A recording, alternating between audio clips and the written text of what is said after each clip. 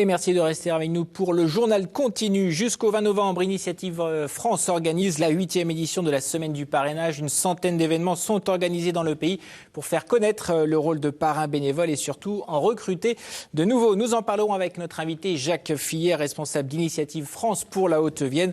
Mais d'abord, pour mieux comprendre comment fonctionne cette plateforme pour aider de jeunes créateurs ou repreneurs d'entreprises, nous avons suivi un comité d'agrément. 5 candidats ont été auditionnés. Reportage Denis Thibaudot et Henri Simonet.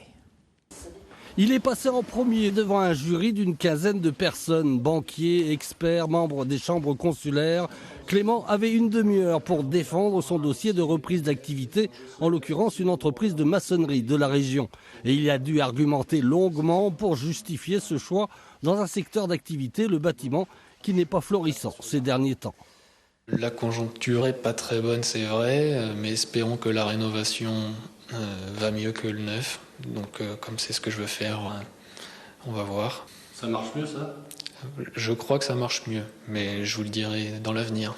Avec son diplôme d'ingénieur en poche, Clément sait qu'il sera accompagné financièrement si la qualité de son projet est reconnue par le jury, mais pas seulement sur dossier. Tout le monde a pu se faire un avis sur le dossier en question. Mais vous avez pu remarquer aujourd'hui que le candidat, lorsqu'il arrive, nous permet finalement de nous faire une idée, non plus sur le dossier par lui-même, mais sur la personne. Et c'est bien la personne qui va faire vivre l'entreprise, qui va l'animer. Et pour nous, c'est extrêmement important. Une approche commune aux autres membres du jury, principalement constituée de banquiers et d'experts financiers. On s'intéresse beaucoup, que ce soit eux notamment, et puis les autres conseils, à la personnalité du créateur. Et ça compte, à mon avis, pour pratiquement plus d'un tiers. Donc auquel cas, si en cernant bien le profil du candidat, on a un potentiel et puis il y a une pleine confiance, on sait qu'il a les possibilités de pouvoir le faire, je pense que les banquiers, comme tous ceux qui sont autour et qui vont lui accorder un soutien, seront présents, répondront présents. Le dossier de Clément a finalement été retenu par le comité d'agrément. Il pourra donc bénéficier d'un prêt sans intérêt pour lancer son entreprise et espérer la pérenniser dans le temps, comme 90% des entreprises parrainées par Initiative Haute-Vienne depuis 15 ans. Jacques Fillet, bonsoir. Vous êtes le président d'Initiative Haute-Vienne. D'abord, comment est née cette initiative, Initiative France ? Bonsoir. Mais cette initiative, si vous voulez, est née d'un regroupement de chefs d'entreprise, puisque par exemple pour la Haute-Vienne, nous sommes la réflexion qui a été faite par l'ancienne association des chefs d'entreprise, Entreprise Nouvelle du Limousin. Voilà. Et alors, comment vous aidez les jeunes repreneurs ou créateurs d'entreprise ? Comment ça se passe ? Mais ça se passe, nous recevons les bénéficiaires, les futurs bénéficiaires, ce sont ceux qui ont un projet de création ou de reprise d'entreprise, et nous les aidons à constituer leurs capitaux propres ou leurs fonds propres en faisant un prêt d'honneur, sans garantie, sans intérêt. Un prêt de quel montant ? Un prêt qui va jusqu'à 7 500 € dans le cadre de la création, mais s'il y a une transmission, nous pouvons monter jusqu'à 15 000 €, ou si c'est une femme, nous montons jusqu'à 40 000 €.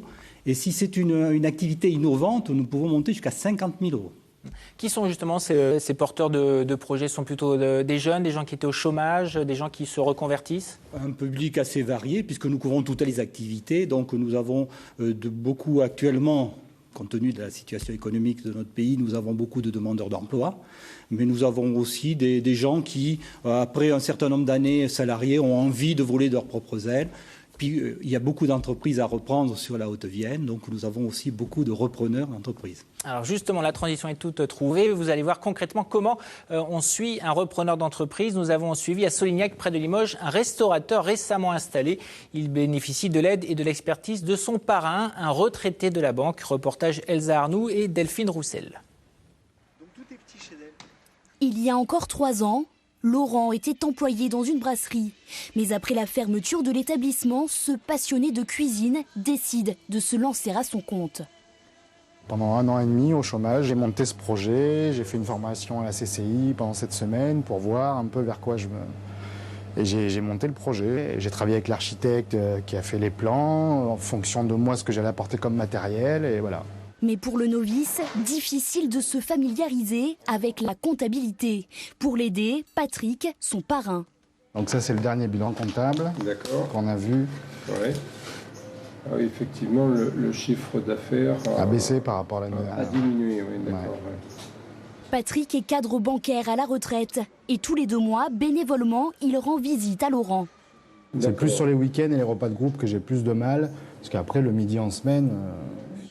Ensemble, le duo parrain-filleul fait le point sur la santé économique de la petite entreprise. C'est ma première affaire, j'ai pas du tout le regard, je vois les chiffres, mais c'est pas que ça me parle pas, mais il a une expérience qui est bénéfique. Ouais. Et chacun y trouve son compte. Pour Patrick, se replonger dans la comptabilité, c'est aussi une façon de maintenir un lien social. Quand on est à la retraite, on n'a plus que des activités de retraités.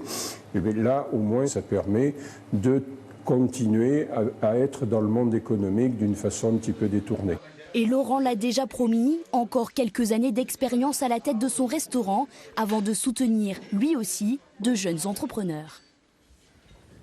Jacques Fillet, on entendait parler dans le reportage de lien social, c'est important ça ? Tout à fait. Le lien social, c'est créer aussi des redynamiser, si vous voulez, un petit peu localement. Comme là, une création de restaurant à Solignac, c'est un élément important. Et au niveau de nos parrains, pouvoir se réinvestir après des carrières assez chargées souvent, de se réinvestir et d'aider un jeune à réussir dans son activité. Et qui sont ces parrains ou marraines ? Alors, les parrains et marraines, ce sont souvent des anciens chefs d'entreprise, des cadres dirigeants d'entreprise, des anciens banquiers, des anciens experts comptables. C'est un public très, très varié que nous avons. Est-ce que vous n'avez pas un peu l'impression de remplacer parfois un peu l'État ou Pôle emploi finalement ? Non, pas du tout, pas du tout. Nous ne le remplaçons pas.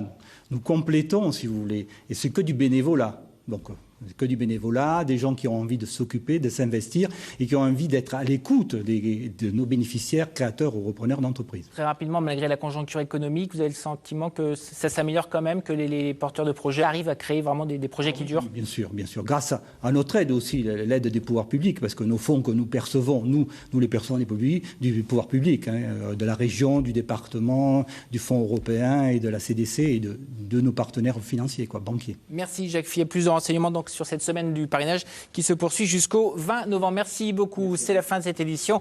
Dans un instant, la météo. Excellente soirée. À demain.